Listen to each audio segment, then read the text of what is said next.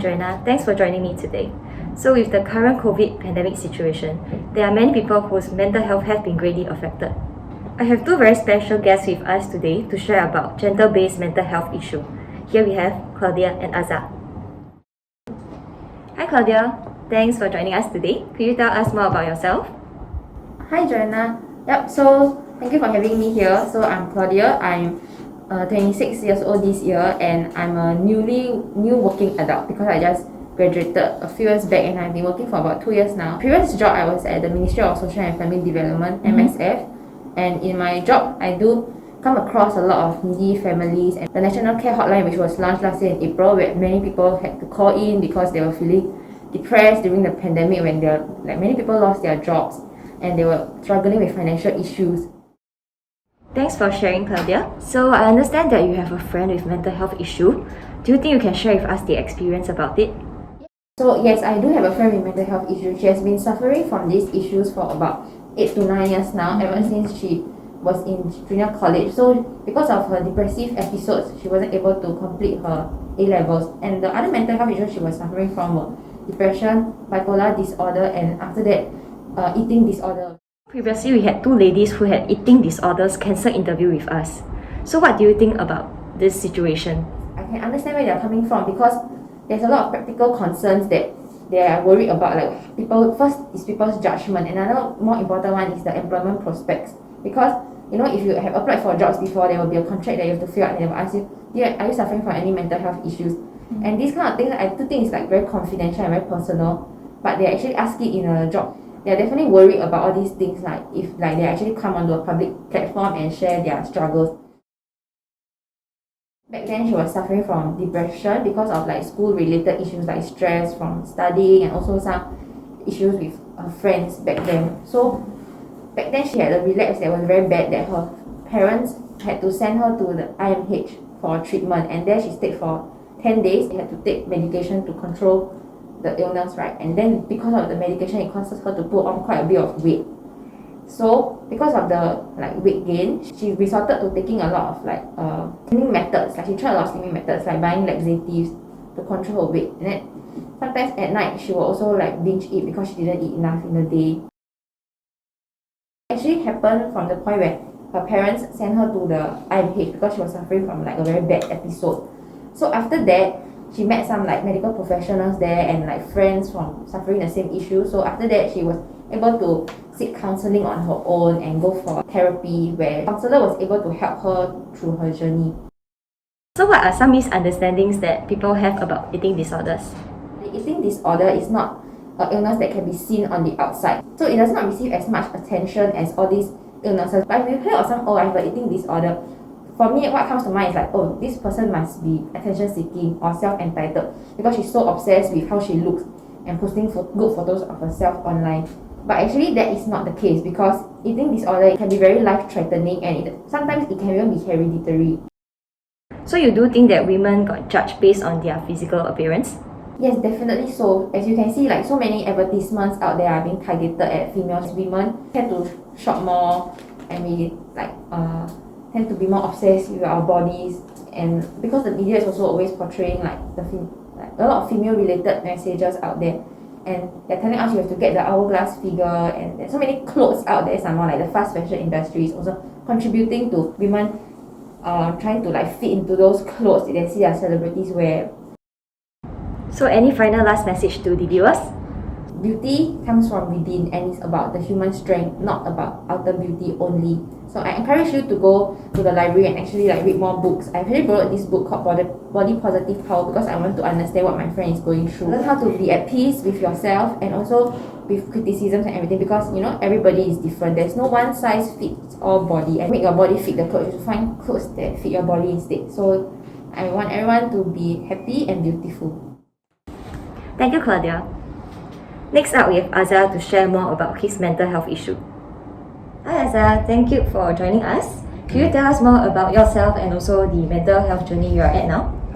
My name is Azhar. I'm 36 years old. I'm currently unemployed, and I've been struggling with depression for the longest time. I see that you were considering on being anonymous for this interview. Why is that so? I was considering about being anonymous for this interview because apart from saying the wrong things and then somehow ending up being controversial and viral, it's kind of like paise, to show weakness. Society has expected men to be like strong and all that, and saying somehow that you are like mentally not well and just weak is not a very nice thing to show. How do you choose who to open up to regarding your mental disorder? I don't open up to a lot of people regarding my depression. The few that I do open up to are a few girls I know. A lot of the other people I've been around can be quite judgy, and it's a bit scary to be judged all the time. Very beginning, I didn't know it was depression. I thought I was just stressed or sad. I thought there was a reason behind these emotions, but after a while I realized that there was nothing wrong in my surroundings. I mean, like, I had money, I had a good job, I had good friends, everything was quite good. I had a good family, but somehow at the end of the day I was still feeling sad, I was still feeling darkness. There was this indescribable ache in my brain and in my heart. And then, I mean, if I already had everything, why does that feeling still exist? So after talking to some of my friends, I realized that maybe I had depression. So I went to seek help for it.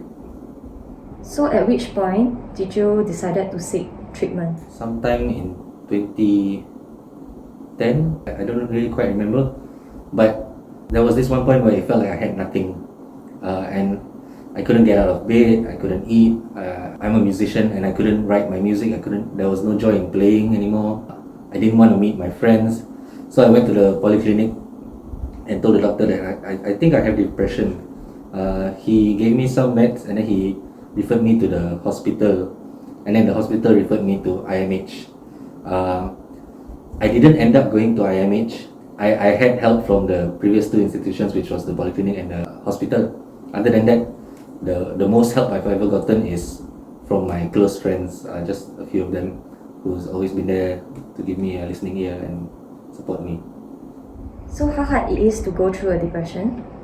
It is actually very hard. It doesn't look like I am going through depression. I mean, I'm still quite a friendly person. I talk to people a lot. I still continue with my work. I'm very hardworking.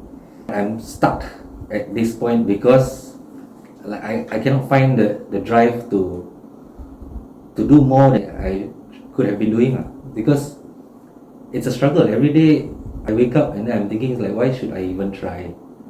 I don't know why. I don't even know why I'm asking those questions, but that's what I feel every day. And again, it's very hard because I mean, I could be greater, and yet I'm still stuck at this level because of my inability to overcome these emotions. What do you think about toxic masculinity, and how much does society contribute to that perception?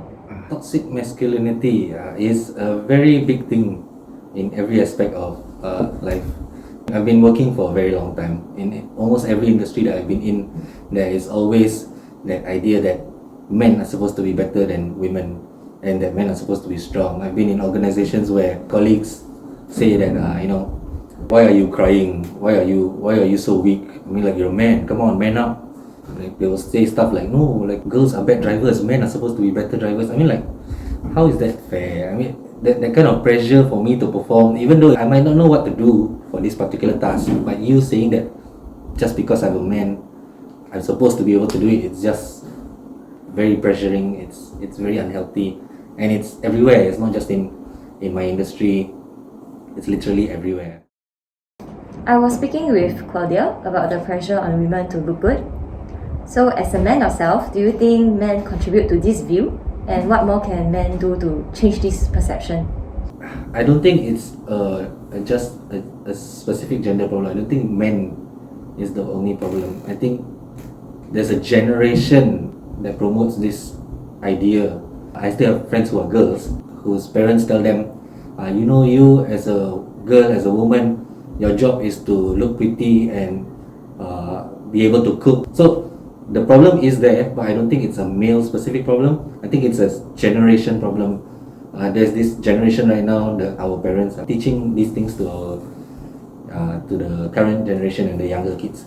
I hope that the next generation can change this mindset. Right now, I don't think there's much that we can do. We can continue to preach and advise and tell people what is right and wrong, but I don't think we will see much change until the next few generations. Thanks for sharing, Azhar. So do you have any final message for our viewers? All the guys out there, not just guys, anybody out there who is suffering from depression or any form of mental health issue, if you are feeling really troubled and helpless, don't be afraid to ask for help. You don't have to go to an official institution for help. You can just talk to your friends and families, because trust me, they do care about you. As a friend, I wouldn't want to see anybody out there feel the sadness or loss from losing another friend. Please seek help. Thank you, Claudia and Azhar, for joining us on this interview as part of our mental health campaign. As a campaign ambassador myself, I agree that this is a very important topic to talk about, and I'm also really proud to be part of it. Hi everyone, I'm Alvona, one of the organizers of this mental health campaign named WEquality. We would also like to share that there will be a Share Your Story contest for everyone to join, and the top 3 winners will stand to win a prize from us. So we look forward to your participation. Hi, I'm Jiayun. I'm here to thank you, YSEALI Young Southeast Asian Leaders Initiative, and WeDo for supporting our campaign. Hi everyone, I'm Thakshayeni, one of the co-organizers of this campaign. Thank you so much for tuning in to our interview. And just remember, being present might be the best gift that you can give for someone. Thanks once again.